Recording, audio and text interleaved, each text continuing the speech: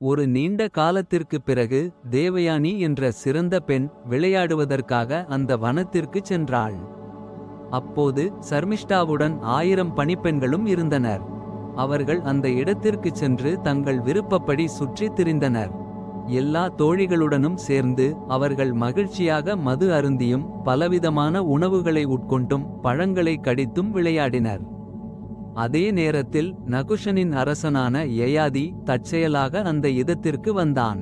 அவன் தண்ணீர் தேடி அலைந்து களைத்து இருந்தான். அவன் தேவயானியையும் சர்மிஷ்டாவையும் ஆபரணங்களால் அலங்கரிக்கப்பட்ட மற்ற பெண்களையும் கண்டான். தேவயானி புன்னகையுடன் அமர்ந்திருந்தாள். அவள் அழகில் ஒப்பற்றவளாக இருந்தாள். சர்மிஷ்டா அவளுக்கு கால் பிடித்து சேவை செய்து கொண்டிருந்தாள். யயாதி 2 கன்னிகைகள் மற்றும் 1000 பணிப்பெண்களுடன் இருந்த இருவரையும் அவர்களின் பெயர்களையும் கோத்திரத்தையும் கேட்டான். தேவயானி, நான் அசுர குருவான சுக்ரனின் மகள். இவள் என் தோழி சர்மிஷ்டா, விருஷபர்வனின் மகள் என்றாள். யயாதி, அசுரர்களின் மகளான இவள் எப்படி உன் தோழியாகவும் பணிப்பெண்ணாகவும் இருக்க முடியும் என்று கேட்டான். தேவயானி, எல்லாம் விதியின்படி நடக்கிறது. விதியால் விதிக்கப்பட்டதை மாற்ற முடியாது என்றாள். யயாதி, நீ யார், எங்கிருந்து வருகிறாய், யாருடைய மகன் என்று கேட்டான். யயாதி, நான் பிரம்மச்சரியத்தை கடைபிடித்து வேதங்களை கற்றுள்ளேன்.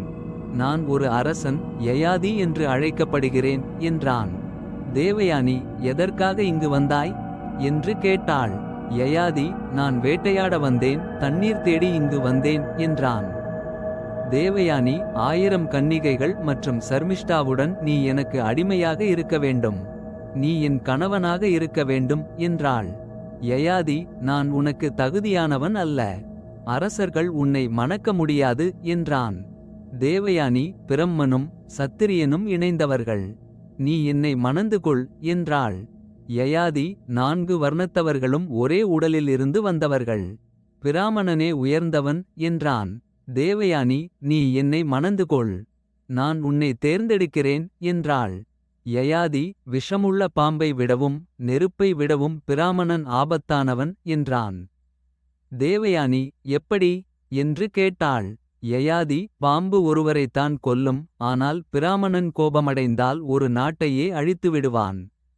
அதனால் உன் தந்தை உன்னை எனக்கு தரவில்லை என்றால் நான் உன்னை மணக்க முடியாது என்றான். தேவயானி, என் தந்தை உன்னை தேர்ந்தெடுத்தால் நீ என்னை மணந்து கொள். கேட்டால் பயம் இல்லை, கொடுத்ததை வாங்க மறுக்கக்கூடாது என்றாள். தேவயானி தன் தந்தையிடம் தூது அனுப்பினாள். சுக்ராச்சாரியார் யயாதியை பார்த்ததும் யயாதி அவரை வணங்கினான். தேவயானி, இவன் என்னை மணக்க விரும்புகிறான். நீ எனக்கு இவனை கொடு. நான் வேறு யாரையும் மணக்க மாட்டேன் என்றாள். சுக்ராச்சாரியார், நீ இவனை மணந்து கொள். நான் உனக்கு இவளை தருகிறேன் என்றார். யயாதி, இது தர்மத்திற்கு விரோதமானது என்றான். சுக்ராச்சாரியார், நான் உன்னை விடுவிக்கிறேன். நீ தேவயானியை மணந்து கொள். நீ அவளுடன் மகிழ்ச்சியாக இருப்பாய். சர்மிஷ்டாவை நீ எப்போதும் மதிக்க வேண்டும், ஆனால் அவளுடன் படுக்கையில் சேரக்கூடாது என்றார். யயாதி சுக்ராச்சாரியாரை வணங்கிவிட்டு தன் நகரத்திற்கு சென்றான்.